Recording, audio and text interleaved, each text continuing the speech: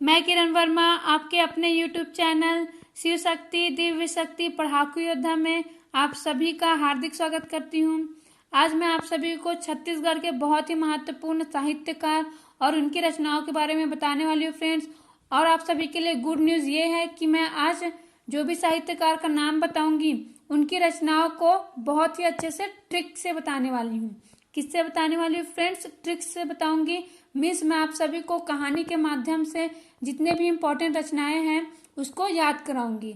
तो फ्रेंड्स आप सभी मेरा ये वीडियो लास्ट तक ज़रूर देखिए, क्योंकि आप समझ ही गए होंगे कि मैं आप सभी को कहानी के माध्यम से याद करवाने वाली हूँ। इसका मतलब ये है कि आप सभी बहुत ही लंबे समय तक आज जो भी साहित्यकार का नाम और उनकी रचनाएं बताऊंगी उसे नहीं भूलेंगे, है ना फ्रेंड्स। और आज मैं आप सभी को ऐसे साहित्यकारों के बारे में बताने वाली हूँ जिनके बारे में अगर आपने नहीं जाना है तो आपने छत्तीसगढ़ के साहित्य के बारे में कुछ भी नहीं जाना है।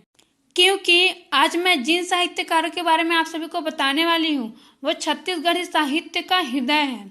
ठीक है, क्या है? हृदय मीन्स हार्ट है। और आप सभी को इनके बारे में जानना अति आवश्यक है, मीन्स बहुत ही इम्पोर्टेंट है। ठीक है फ्रेंड्स, अब मैं आप सभी के लिए आज का इम्पॉर्टेंट वीडियो स्टार्ट करती हूँ। लेकिन फ्रेंड्स एक और बात बोलना चाहती हूँ, मैं जो भी नए बच्चे इस वीडियो को देख रहे हैं मैं उनसे कहना चाहूँगी कि वो अगर मेरा पिछला वीडियोस नहीं देखे है छत्तीसगढ़ के साहित्य से संबंधित तो वो वीडियोस भी ज़रूर देखिए। उसमें मैंने आप सभी को छत्तीसगढ़ की जितनी भी महिला साहित्यकार हैं, मीन्स जितनी भी इम्पोर्टेंट महिला साहित्यकार हैं उनके बारे में भी बता चुकी हूँ, उनकी रचनाओं के बारे में भी बता चुकी हूँ।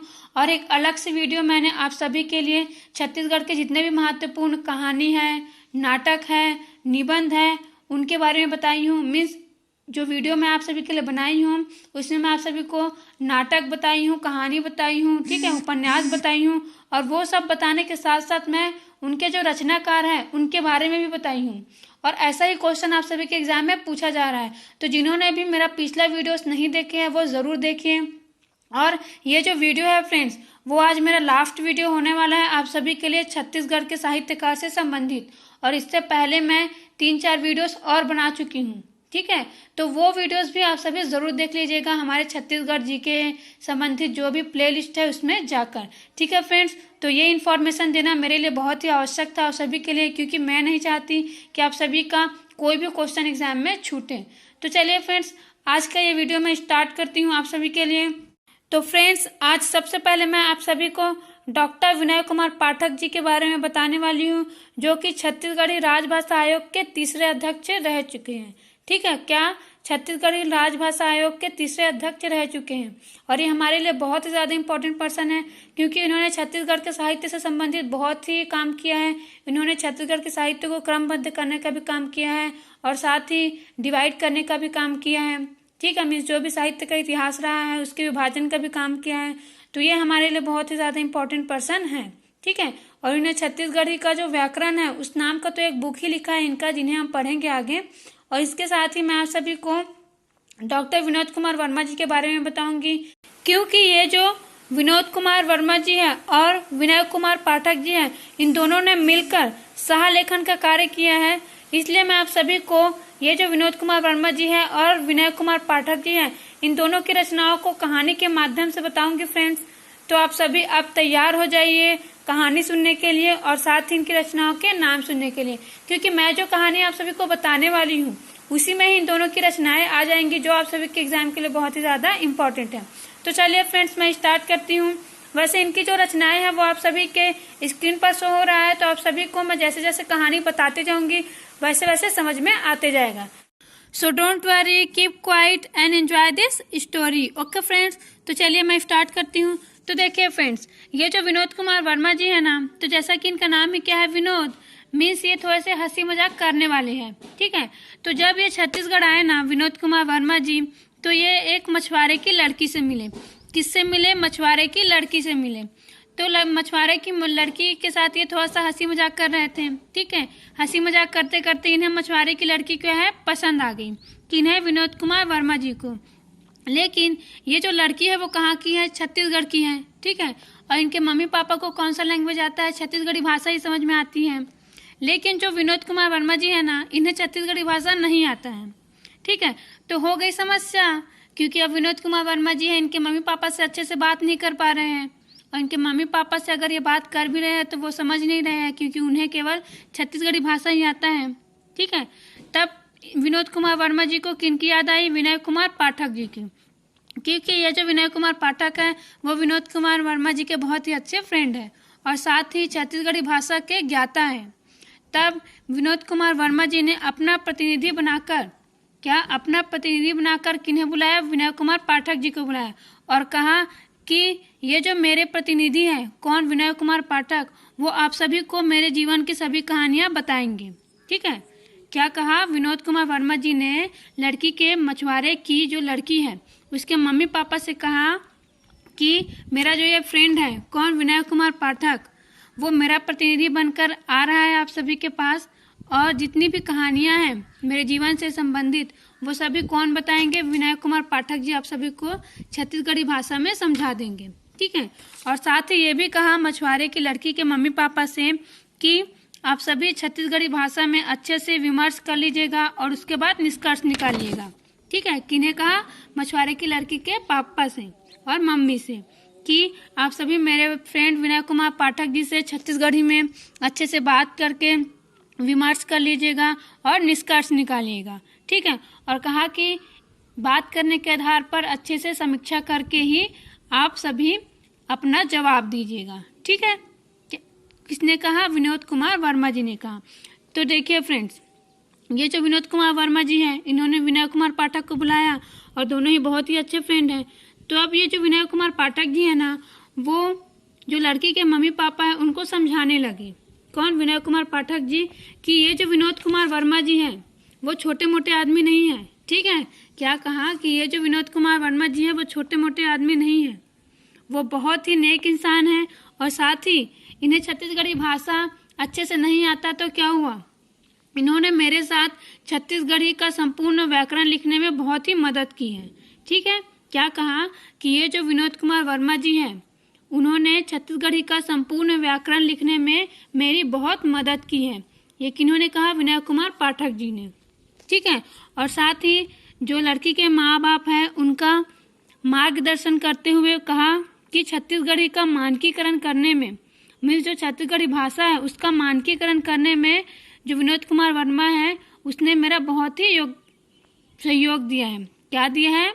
मेरा साथ बहुत ही सहयोग किया है। इन्होंने कहा? विनय कुमार पाठक जी ने। ठीक है, तो देखिए फ्रेंड्स, अब मैं आप सभी को इनकी रचनाएं बताती हूँ, क्योंकि इस स्टोरी में सारी रचनाएं आ चुकी हैं। ठीक है, तो देखिए ये जो विनय कुमार पाठक जी हैं और विनोद कुमार वर्मा जी हैं, इनकी रचनाएं तो आप सभी की स्क्रीन पर शो हो ही रहा है। और मैं जो कहानी बताई हूँ उसमें सबसे पहले ही क्या है? मछुआरे की लड़की। तो विनोद कुमार वर्मा जी हैं, इनकी जो रचना है, पहली रचना मछुआरे की लड़की, और क्या है? ये एक कहानी है। क्या है फ्रेंड्स? कहानी है। ठीक है, साथ ही विनोद कुमार वर्मा जी ने क्या किया? विनय कुमार पाठक को अपना प्रतिनिधि बनाकर लाया। ठीक है, अपनी कहानियां सुनाने के लिए। तो इनकी दूसरी रचना है मेरी प्रतिनिधि कहानियां। क्या है? मेरी प्रतिनिधि कहानियां। ठीक है, और साथ ही मछुआरे की लड़की के जो मम्मी पापा थे उनसे क्या कहा इन्होंने? उन्होंने कहा कि आप सभी छत्तीसगढ़ी भाषा में अच्छे से बात करके विमर्श करने के बाद ही निष्कर्ष दें। तो इनकी तीसरी रचना क्या है? विमर्श के निष्कर्ष पर छत्तीसगढ़ी। क्या? विमर्श के निष्कर्ष पर छत्तीसगढ़ी, जो कि एक समीक्षा है, मीन्स ये एक समीक्षा वाला रचना है इनका। ठीक है फ्रेंड्स, अब देखिए आगे मैंने क्या कहा कि ये जो विनय कुमार पाठक जी हैं उन्होंने क्या किया? जो मछुआरे की लड़की थी है ना, उसके मम्मी पापा का मार्गदर्शन किया और बताया कि छत्तीसगढ़ी का मानकीकरण, मीन्स छत्तीसगढ़ी भाषा का मानकीकरण करने में विनोद कुमार वर्मा ने मेरा सहयोग दिया है। तो ये विनोद कुमार वर्मा जी की जो चौथी रचना है वो कौन सी है? छत्तीसगढ़ी का मानकीकरण। क्या है? छत्तीसगढ़ी का मानकीकरण मार्गदर्शिका। छत्तीसगढ़ी का मानकीकरण मार्गदर्शिका। ठीक है, और फिर देखिए पांचवा मैंने क्या बताई कि विनय कुमार पाठक जी ने मछुआरे की लड़की के मम्मी पापा को क्या बताया कि छत्तीसगढ़ी का संपूर्ण व्याकरण लिखने में विनोद कुमार वर्मा ने उनकी मदद की। तो विनोद कुमार वर्मा और विनय कुमार पाठक दोनों ने मिलकर क्या लिखा है? छत्तीसगढ़ी का संपूर्ण व्याकरण। ठीक है, विनोद कुमार वर्मा और विनय कुमार पाठक दोनों ने मिलकर क्या लिखा है? छत्तीसगढ़ी का संपूर्ण व्याकरण। ठीक है फ्रेंड्स, और साथ ही फ्रेंड्स देखिए, मैं आप सभी को ये सह लेखन वाला मीन्स साथ में लिखने वाला क्यों बता रही हूँ। तो आप सभी अपने स्क्रीन पर देखिए फ्रेंड्स, एक क्वेश्चन आया हुआ है 2017 के एसएफ एग्जाम में, और आजकल ऐसा ही क्वेश्चन पूछा जा रहा है। और क्वेश्चन क्या है फ्रेंड्स कि पंडित मुकुटधर पांडे की साहित्य, क्या पंडित मुकुटधर पांडे की साहित्य संगीत साधना के लेखक कौन कौन है। ठीक है, ये है क्वेश्चन। और देखिए ऑप्शन दिया है विनय कुमार पाठक, डॉक्टर कावेरी दामड़कर, उसी तरह डॉक्टर विनय कुमार पाठक के साथ जयश्री शुक्ला, ऐसे ऑप्शन दिए हुए हैं। ठीक है, मैं सारे ऑप्शंस नहीं पढ़ रही हूँ। अब आप सभी देखिए विनय कुमार पाठक जी की रचना। ठीक है, तो इसमें पहले ही दिया हुआ है, मैं सबसे पहले ही लिखा हुआ है मुकुटधर पांडे की साहित्य संगीत साधना। इनके सह लेखन का कार्य किन्होंने किया है, कावेरी दाभड़कर जी ने। ठीक है, इसमें दामड़कर लिखा हुआ है, यहाँ पर धाबड़कर लिखा हुआ है, मीन्स क्वेश्चन पेपर में दामड़कर दिया हुआ है, यहाँ पर धाबड़कर। तो ऐसा प्रिंटिंग मिस्टेक होता रहता है फ्रेंड्स, इसमें डरने वाली कोई बात नहीं है। ठीक है, तो देखिए, तो ऐसा ही क्वेश्चन पूछा जा रहा है, मीन्स आपको पूछेगा कि छत्तीसगढ़ी का संपूर्ण व्याकरण कौन कौन से लेखक ने लिखा है। ठीक है, ठीक है फ्रेंड्स, क्या बोली मैं, आप सभी से पूछेगा कि छत्तीसगढ़ी की संपूर्ण व्याकरण के लेखक कौन कौन है। तो आप सभी क्या बताएंगे, विनोद कुमार वर्मा जी और विनय कुमार पाठक जी, क्योंकि ऐसा ही क्वेश्चन पहले पूछा जा चुका है, इसलिए आप सभी जो सह लेखन का कार्य किया गया उसे भी याद रखिए। इसी प्रकार जो विनोद कुमार वर्मा है, उनकी जो चौथी रचना मैं बताई हूँ आप सभी को, छत्तीसगढ़ी का मानकीकरण। क्या बताई हूँ, छत्तीसगढ़ी का मानकीकरण मार्गदर्शिका। इसके सह लेखन का कार्य मीन्स विनोद कुमार वर्मा जी के साथ लिखने का कार्य किन्होंने किया है, नरेंद्र कौशिक अमसेनवी। क्या, नरेंद्र कौशिक अमसेनवी जी ने सह लेखन का कार्य किया है। तो देखिए, आप सभी को जो साथी हैं उनका नाम भी याद रखना है, क्योंकि आप सभी के एग्जाम में ये क्वेश्चन पूछा जा चुका है। तब अब आगे ऐसे क्वेश्चन पूछे जाने की संभावना बढ़ जाती है, क्योंकि अगर आपको आपके क्वेश्चन पेपर को डिफिकल्ट करना होगा तो ऐसे ही क्वेश्चन वो उठाएगा। इसलिए मैं स्पेशली आप सभी के लिए ये वीडियो बनाई हूँ, ताकि आप सभी का कोई भी क्वेश्चन मिस ना हो। ठीक है फ्रेंड्स, तो एक बार फिर से सुनिए विनोद कुमार की रचना मछुआरे की लड़की। ठीक है, जो कि क्या है, एक कहानी है। मछुआरे की लड़की जो कि एक कहानी है, और किसकी रचना है, विनोद कुमार वर्मा, विनोद कुमार वर्मा। ठीक है, उसके बाद देखिए क्या, मेरी प्रतिनिधि कहानियाँ। क्या है फ्रेंड्स, मेरी प्रतिनिधि कहानियाँ। ठीक है, फिर है विमर्श के निकष पर छत्तीसगढ़ी, जो कि एक समीक्षात्मक रचना है। ठीक है, क्या, विमर्श के निकष पर छत्तीसगढ़ी, विमर्श के निकष पर छत्तीसगढ़ी, जो कि एक समीक्षा है। ठीक है, फिर आगे क्या है, छत्तीसगढ़ी का मानकीकरण मार्गदर्शिका, छत्तीसगढ़ी का मानकीकरण मार्गदर्शिका, छत्तीसगढ़ी का मानकीकरण मार्गदर्शिका। और इनके सह लेखन का कार्य किन्होंने किया है, नरेंद्र कौशिक अमसेनवी, नरेंद्र कौशिक अमसेनवी, नरेंद्र कौशिक अमसेनवी जी ने इनके साथ लिखने का कार्य किया है। फिर जो है आगे वो क्या है, छत्तीसगढ़ी का संपूर्ण व्याकरण, जो कि विनय कुमार पाठक और विनोद कुमार वर्मा दोनों ने साथ में लिखा है। ठीक है फ्रेंड्स, देखिए फ्रेंड्स, मैं आप सभी के लिए इतने बार बोल रही हूँ, कोई भी अगर आप यूट्यूब में सर्च करेंगे साहित्यकार के बारे में, तो आप सभी को इतना अच्छे से पढ़ाने वाला कोई नहीं मिलेगा, क्योंकि कोई भी 3 से 4 बार बिल्कुल भी नहीं बोलते हैं। लेकिन फ्रेंड्स, अगर हम बार बार किसी बात को बोले तो सामने वाले को जल्दी याद होता है, मीन्स जो सुनने वाला है उसे बहुत ही जल्दी और बहुत ही देर तक याद रहता है। इसलिए मैं आप सभी के लिए बार बार बोल रही हूँ, जिससे आप सभी को याद हो जाए और आप सभी को बार बार अपना टाइम ना देना पड़े, जिससे आप सभी का टाइम भी बचेगा। मीन्स आप सभी एक बार ही इस वीडियो को देखकर अच्छे से याद कर सकते हैं, और आपका टाइम बचेगा तो आप दूसरे सब्जेक्ट की तैयारी करेंगे। और फ्रेंड्स, अगर एक बार देखकर याद ना हो तो दूसरे बार भी ज़रूर देखिए, क्योंकि आज जो भी मैं बता रही हूँ आप सभी को वो बहुत ही इंपॉर्टेंट है। मीन्स जितने भी साहित्यकार बता रही हूँ वो बहुत ही इंपॉर्टेंट पर्सन है छत्तीसगढ़ के, इसलिए आप सभी को इनकी सारी रचनाएं याद रखनी है। ठीक है फ्रेंड्स, अब आगे देखिए, मैं आप सभी को विनय कुमार पाठक जी की रचनाएं भी बता रही हूँ, जो कि आप सभी की स्क्रीन पर शो हो ही रहा है। तो देखिए फ्रेंड्स, ये जो विनय कुमार पाठक जी हैं, तो एक क्वेश्चन तो आ चुका है जो मैं आप सभी को स्क्रीन पर शो करी थी, मुकुटधर पांडे की मुकुटधर पांडे की साहित्य संगीत साधना। क्या, मुकुटधर पांडे की साहित्य संगीत साधना। इनके साथ सह लेखन का कार्य किन्होंने किया है, कावेरी दाभड़कर ने। किन्होंने किया है, कावेरी दाभड़कर या फिर धाबड़कर। ठीक है, या फिर उसमें ऑप्शन में क्या दिया होता है, दामड़कर। तो इसमें डरने वाली कोई बात नहीं है, वो प्रिंटिंग मिस्टेक हो जाता है, लेकिन आप सभी को कावेरी नाम तो अच्छे से याद ही रहेगा। ठीक है, अब आगे देखिए, ये जो समीक्षात्मक ग्रंथ जो है इन्होंने भी लिखा है विनय कुमार पाठक जी ने। ठीक है, अब देखिए ये जो विनय कुमार पाठक है, मैं क्या बताई, ये बहुत ही छत्तीसगढ़ के बहुत ही अच्छे इंसान है और साथ ही छत्तीसगढ़ की भाषा के बारे में इन्हें संपूर्ण ज्ञान है। ठीक है, तो छत्तीसगढ़ी के विषय में ये बहुत कुछ लिखेंगे ही। ठीक है, जैसे इन्होंने क्या लिखा है, एक समीक्षात्मक ग्रंथ लिख दिया है, समकालीन विमर्श के बदलते प्रतिमान। क्या लिख दिया है फ्रेंड्स, समकालीन विमर्श के बदलते प्रतिमान। ठीक है, इसका मतलब ये है कि एक्चुअली में इन्होंने जो छत्तीसगढ़ी भाषा है ना, तो इसके क्या थे, इन लोग छत्तीसगढ़ी भाषा आयोग के अध्यक्ष थे, तो इन्होंने छत्तीसगढ़ी भाषा पर एक समीक्षात्मक ग्रंथ लिखा है कि जो समकालीन है, मीन्स अभी के समय में जो छत्तीसगढ़ी भाषा है उसमें कितना बदलाव हुआ है। ठीक है, इसलिए इसका नाम ही है समकालीन विमर्श के बदलते प्रतिमान। क्या नाम है, समकालीन विमर्श के बदलते प्रतिमान। प्रतिमान मतलब होता है मॉडल। ठीक है, क्या होता है प्रतिमान, मतलब इंग्लिश में मॉडल होता है। ठीक है, तो इन्होंने वही इसी पर ही समीक्षात्मक ग्रंथ लिखा है, समकालीन विमर्श के बदलते प्रतिमान। क्योंकि क्या है, ये छत्तीसगढ़ी राजभाषा आयोग के अध्यक्ष, तो इनका फर्ज ही है छत्तीसगढ़ी भाषा को आगे बढ़ाना, छत्तीसगढ़ी भाषा पर ध्यान देना कि छत्तीसगढ़ी भाषा आगे बढ़ रही है कि नहीं और उस पर कितना ध्यान दिया जा रहा है, सब भूल तो नहीं रहे हैं।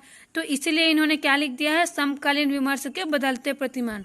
मीन्स अभी का जो टाइम है उस पर क्या परिवर्तन हो रहा है उसके बारे में एक समीक्षा ग्रंथ लिखा है। ठीक है फ्रेंड, तो क्या नाम है, समकालीन विमर्श के बदलते प्रतिमान।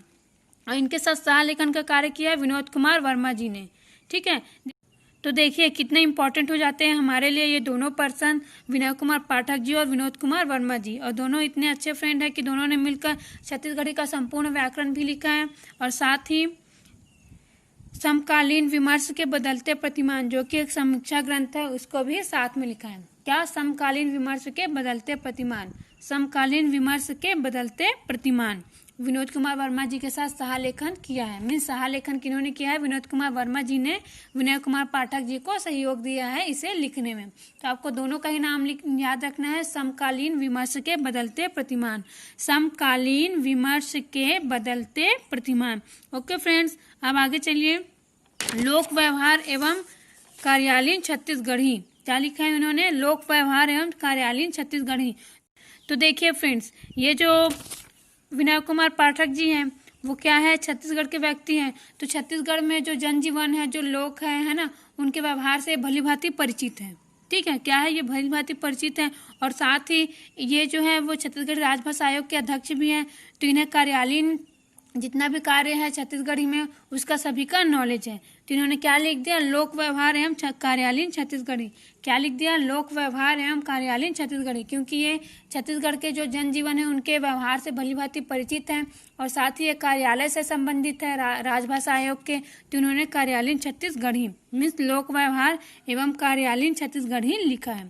ठीक है फ्रेंड्स, तो ये रहा आप सभी के लिए डॉक्टर विनय कुमार पाठक जी और विनोद कुमार वर्मा जी से संबंधित बहुत ही महत्वपूर्ण रचनाएं।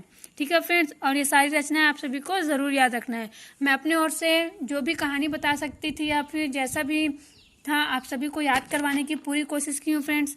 तो आप सभी इनकी जितनी भी रचनाएं हैं मैं आप सभी को बताई हूँ उसे कम से कम याद ज़रूर रखिएगा। ओके फ्रेंड्स, चलिए आगे चलते हैं। आगे मैं आप सभी को बताने वाली हूँ छत्तीसगढ़ के प्रथम कवि नरसिंहदास वैष्णव जी के बारे में। किनके बारे में, छत्तीसगढ़ के प्रथम कवि नरसिंहदास वैष्णव जी के बारे में। तो देखिए फ्रेंड्स, ये जो नरसिंहदास वैष्णव जी है, ठीक है, ये जन्मांध भक्त कवि है, मीन्स ये जन्म से अंधे हैं। और साथ ही ये जो है ना नरसिंहदास वैष्णव जी, ये तुलसीदास जी को बहुत ही मानते हैं और इन्होंने तुलसी ग्राम में ही आश्रय भी लिया था। ठीक है, ये तुलसीदास जी को भी बहुत ही मानते हैं और तुलसी ग्राम में आश्रय भी लिया था और इन्हें छत्तीसगढ़ का प्रथम कवि कहा जाता है। और किनके अनुसार है ये, डॉक्टर विनय कुमार पाठक के अनुसार। मैंने बताई ना आप सभी को कि छत्तीसगढ़ी भाषा से संबंधित, साहित्य से संबंधित जो विनय कुमार पाठक जी हैं उनका बहुत ही ज़्यादा योगदान रहा है। उन्होंने बहुत ही विचार विमर्श किया है जो भी छत्तीसगढ़ के साहित्य है, भाषा है, उसके बारे में। तो डॉक्टर विनय कुमार पाठक के अनुसार जो छत्तीसगढ़ के प्रथम कवि हैं वो कौन है, नरसिंहदास वैष्णव जी हैं। अब देखिए फ्रेंड्स, जो नरसिंहदास वैष्णव जी हैं, है ना, वो क्या है, छत्तीसगढ़ के प्रथम कवि हैं। और आप सभी अगर जानते होंगे और अगर नहीं भी जानते होंगे तो मैं आप सभी को आज बता देती हूँ कि दुनिया में कहे या फिर भारत में कहे सबसे पहला बनने वाला मंदिर कौन सा है। आप सभी जानते हैं सबसे पहला बनने वाला मंदिर कौन सा है और वो किसको समर्पित है? तो सबसे पहला बना मंदिर सोमनाथ का मंदिर है, ठीक है, जो कि शिव जी का मंदिर है। किनका मंदिर है? शिव जी का मंदिर है। और यही सबसे पहले बना था और सबसे पहले शिवलिंग बना था। क्या बना था? शिवलिंग बना था, ठीक है। तो ये जो नरसिंहदास वैष्णव जी हैं वो छत्तीसगढ़ के प्रथम क्या है? कवि हैं। और साथ ही सबसे पहला बनने वाला मंदिर कौन सा है? शिव जी का मंदिर है। तो उन्होंने इनकी कविता कौन सी है? शिवायन, ठीक है। तो इनकी पहली कविता कौन सी है? शिवायन, क्योंकि ये भी प्रथम है और शिव जी का मंदिर भी प्रथम है ना? है नहीं? शिव जी का मंदिर प्रथम नहीं पता है तो मैं बता रही हूँ, ठीक है। मैं आपसे लोगों से पूछ नहीं रही हूँ, बता रही हूँ कि जो सोमनाथ का मंदिर है शिव जी का, वही विश्व में सबसे पहला मंदिर है बनने वाला, जो कि शिव जी को ही समर्पित है, ठीक है। तो नरसिंहदास वैष्णव जी ने क्या लिख दिया? शिवायन लिख दिया। और यही जो है छत्तीसगढ़ का प्रथम कविता भी है। क्या? शिवायन जो है छत्तीसगढ़ का प्रथम कविता है और नरसिंहदास वैष्णव जी की रचना है। किसकी है? नरसिंहदास जी की रचना है, ठीक है। अब देखिए ये क्या थे? जो नरसिंहदास वैष्णव जी थे वो तुलसी जी को बहुत मानते थे, मीन्स तुलसीदास जी को बहुत ही मानते थे। तो इन्होंने तुलसीदास की जो एक रचना था जो कि माता सीता जी को समर्पित था, जिन्हें जानकी भी कहा जाता है माता सीता जी को, तो उनकी एक रचना है विनय पत्रिका। तो उसी पर बेस्ड इन्होंने छत्तीसगढ़ी में लिखा जानकी माई हित विनय। क्या? जानकी माई हित विनय मीन्स जो तुलसीदास जी है उनकी रचना विनय पत्रिका पर आधारित ये छत्तीसगढ़ी रचना है जानकी माई हित विनय। क्या? जानकी माई हित विनय। और एक है नरसिंह चौतीसा। तो ये तो आप सभी को वैसे भी याद रहेगा क्योंकि नरसिंहदास वैष्णव उनका नाम ही है। तो नरसिंह चौतीसा के तो कोई भी ट्रिक की आवश्यकता नहीं है। तो फ्रेंड्स इनकी 3 रचनाएं हैं शिवायन, जिन्हें आप कैसे याद रखेंगे कि ये जो नरसिंहदास वैष्णव जी है वो छत्तीसगढ़ के प्रथम कवि हैं और विश्व में बनने वाला प्रथम मंदिर किनको समर्पित है? शिव जी को समर्पित है। तो इनकी प्रथम कविता है शिवायन। जानकी माई हित विनय, क्योंकि ये तुलसीदास जी के बहुत बड़े फैन थे, मीन्स उन्हें बहुत ही मानते थे। तो उन्होंने उनकी रचना विनय पत्रिका पर आधारित जो कि सीता माता को पर बेस्ड है लिख दिया। क्या लिख दिया? जानकी माई हित विनय। मीन्स विनय पत्रिका पर आधारित ही इन्होंने क्या लिखा है? जानकी माई हित विनय। और साथ ही नरसिंह चौतीसा, ठीक है फ्रेंड्स। क्या लिखा है? नरसिंह चौतीसा। अब आगे देखिए फ्रेंड्स, बहुत ही इंपॉर्टेंट बात बताने वाली हूँ मैं आप सभी को, क्योंकि आजकल ऐसा ही क्वेश्चन आप सभी के एग्जाम में पूछा जा रहा है। जैसे अगर आप 2017 का क्वेश्चन पेपर देखेंगे, आप सभी के लिए स्क्रीन पर शो हो रहा है, तो उसमें पूछा गया है कि जो शिव महापुराण है वो उसका छत्तीसगढ़ी में अनुवाद किसने किया है। मीन्स क्या पूछा गया है कि शिव महापुराण का छत्तीसगढ़ी में अनुवाद किसने किया है। तो फ्रेंड्स इसका आंसर मैं आप सभी को अपने पिछले वीडियो में बता चुकी हूँ, जिसमें मैंने आप सभी को छत्तीसगढ़ की महिलाओं के बारे में बताई थी और जो इसमें मैंने ट्रिक के माध्यम से आप सभी को याद करवाई थी फ्रेंड्स, ठीक है। तो शिव महापुराण का छत्तीसगढ़ी में अनुवाद किन्होंने किया है? गीता शर्मा जी ने किया है, ठीक है। तो ऐसी एक और रचना मैं आप सभी को बता रही हूँ सुखलाल प्रसाद पांडे जी की। किनका? सुखलाल प्रसाद पांडे जी की। ये जो सुखलाल प्रसाद पांडे जी हैं इन्होंने पुर्रू झुर्रू नाम से शेक्सपियर जी का एक नाटक है कॉमेडी ऑफ एरर्स। क्या नाम है? कॉमेडी ऑफ एरर्स, जो कि शेक्सपियर जी का नाटक है, उसका छत्तीसगढ़ी अनुवाद किया है। कौन से नाम से किया है? पुर्रू झुर्रू के नाम से। कौन से नाम से किया है? पुर्रू झुर्रू के नाम से, ठीक है फ्रेंड्स। तो इसे आप सभी को याद रखना है। क्या नाम से? पुर्रू झुर्रू। शेक्सपियर के नाटक कॉमेडी ऑफ एरर्स का छत्तीसगढ़ी अनुवाद है। और आपको ऐसे ही पूछेगा कि कॉमेडी ऑफ एरर्स का छत्तीसगढ़ी अनुवाद किसने किया है, मीन्स किसने किया है। तो सुखलाल प्रसाद पांडे जी ने किया है। और किस नाम से किया है? पुर्रू झुर्रू के नाम से। किस नाम से किया है? पुर्रू झुर्रू के नाम से, ठीक है फ्रेंड्स। अब आगे चलिए छत्तीसगढ़ के प्रथम जन कवि के बारे में देखते हैं। तो छत्तीसगढ़ के प्रथम जन कवि कौन है? कोदूराम दलित जी हैं। कौन है छत्तीसगढ़ के प्रथम जन कवि? कोदूराम दलित जी हैं। तो ये जो कोदूराम दलित जी हैं वो गांधीवादी विचारधारा के कवि हैं। क्या है? गांधीवादी विचारधारा के कवि हैं, ठीक है। साथ ही ये बाल साहित्य पर व्यंग्य रचनाएं करते हैं। किस पर? बाल साहित्य पर व्यंग्य रचनाएं करते हैं। तो आप सभी से एग्जाम में पूछा जाएगा कि बाल साहित्य पर व्यंग्य रचनाएं करने वाले कवि कौन है छत्तीसगढ़ के। तो आप सभी क्या बताएंगे? कोदूराम दलित, ठीक है। ये गांधीवादी विचारधारा के हैं और साथ ही बाल साहित्य पर व्यंग्य रचना करने वाले कवि हैं, ठीक है। अब देखिए मैं क्या बताई सबसे पहले आप सभी को, कोदूराम दलित जो है क्या है? एक जन कवि है, ठीक है। अब जन कवि है मीन्स ये लोगों के पास जाते हैं, उन्हें समझाते हैं, ठीक है। तो उसको छत्तीसगढ़ी में क्या कहते हैं? हम किसी को समझाते हैं, अच्छे से बात करते हैं, तो इसे छत्तीसगढ़ी में कहते हैं सियानी गोठ। क्या कहते हैं छत्तीसगढ़ी में? सियानी गोठ कहते हैं, ठीक है। तो ये जन कवि है, तो ये तो जन जन से संपर्क रहेगा इनका और समझाएंगे भी। ठीक है, तो इन्होंने क्या लिख दिया, सियानी गोट, क्योंकि छत्तीसगढ़ी में से क्या कहते हैं, अब ये छत्तीसगढ़ के व्यक्ति हैं तो छत्तीसगढ़ी में ही लिखेंगे ना। तो इन्होंने क्या लिख दिया, सियानी गोट। क्या लिख दिया, सियानी गोट। ठीक है, और आप सभी जानते हैं जो लोग ऐसे समझाने के लिए जाते हैं, है ना, तो उन लोग क्या करते हैं, किसी की बातों पर ध्यान नहीं देते हैं। ठीक है, जैसा कि अगर वो किसी लड़की के माँ बाप को समझाने के लिए गए, ठीक है, कि ऐसा मत करो, अपनी लड़की को ससुराल भेज दो। ठीक है, ऐसे समझाने के लिए कौन गए, कोदूराम दलित। ठीक है, तो अब उनके मम्मी पापा बोले लड़की के कि ये इन लोग तो अच्छे नहीं हैं, तो वो क्या बोल दिए, जो कोदूराम दलित जी है उन्होंने कहा कि आप अपनी बेटी के बारे में अच्छा सोचो, उनका हस्बैंड जो है अच्छा है, और कनवा समधी को छोड़ो। क्यों, क्योंकि छत्तीसगढ़ी में बात कर रहे थे ना भाई। ठीक है, मैं आप सभी को हिंदी में बता रही हूँ, लेकिन वो तो छत्तीसगढ़ी में बात कर रहे थे। और जो कनवा मीन्स होता है जिसका एक आंख नहीं होता है। ठीक है, उसको कहते हैं कनवा, किसमें, छत्तीसगढ़ी में। ठीक है, तो इन्होंने क्या किया, कोदूराम दलित जी ने, छोड़ो लड़की के, मतलब जो उनके सास ससुर अच्छे, मतलब उनके आपके समधी लोग अच्छे नहीं है, तो उन कनवा समधी को छोड़ो और अपने जो बेटी है उनको ससुराल भेज दो। क्योंकि क्या करते हैं, ये जन कवि है तो समझाने के लिए जाते हैं ना, तो ये समझाने के लिए गए और बोला कि कनवा समधी को छोड़ो और अपनी जो बेटी है उसके जीवन के बारे में सोचो और उसे ससुराल भेज दो। ठीक है, तो इनकी दो रचनाएं हो गई, सियासी गोट, कनवा समधी। ठीक है, और साथ ही एक बार मुझे आप सभी को बताना ही पड़ रहा है कि ये जन कवि है। जन कवि है तो जो भी अलहन मतलब क्या होता है, समस्या। ठीक है, अलहन मतलब क्या होता है भाई, समस्या होता है। मीन्स अलहन जो है छत्तीसगढ़ी में समस्या को बोलते हैं। तो ये क्या करते हैं, कोदूराम दलित, ये सभी की समस्याओं को दूर करते हैं, मीन्स अलहन को दूर करते हैं। तो इन्होंने क्या लिखा है, अलहन लिखा है, और साथ ही दू मितान लिखा है, क्योंकि अभी अकेले तो नहीं जाएंगे समझाने, अपने साथ अपने दोस्त वगैरह को लेके जाएंगी। और खासकर इनका एक और फ्रेंड है, मीन्स एक परम मित्र तो रहता ही है ना सबका, तो इनका भी अच्छा दोस्त है। तो इन्होंने क्या लिखा है, दू मितान। क्या लिखा है, दू मितान। ठीक है फ्रेंड्स, क्या लिखा है, दू मितान। तो ये है फ्रेंड्स आप सभी के लिए अच्छी रचना। और साथ ही कोदूराम दलित जो है वो छत्तीसगढ़ के रहने वाले हैं, तो छत्तीसगढ़ की कथा कहानी के बारे में भी लिख दिए हैं। और ये क्या है, बाल साहित्य पर व्यंग रचना करने में दक्ष है ये, मीन्स बाल साहित्य पर ये बहुत ज़्यादा लिखते हैं। तो इन्होंने बाल निबंध भी लिखा है। और छत्तीसगढ़ के हैं तो छत्तीसगढ़ में जन्माष्टमी वगैरह बहुत ही अच्छे से मनाते हैं, तो इन्होंने कृष्ण जन्म लिख दिया है। और अपने देश से बहुत प्यार करते हैं, जन कवि है, लोगों को क्यों समझाते हैं, ताकि हमारा देश आगे बढ़े। तो उन्होंने क्या लिखा है, हमर देश भी लिखा है। क्या लिखा है फ्रेंड्स, हमर देश भी लिखा है। तो फ्रेंड्स इतनी ही रचनाएं हैं इनकी, जो कि आप सभी के एग्जाम के लिए बहुत ही इंपॉर्टेंट हैं। और उम्मीद करती हूँ कि आप सभी को याद हो गया होगा, क्योंकि मैं अपनी ओर से पूरी कोशिश कर रही हूँ कि आप सभी को अच्छे से याद हो जाए।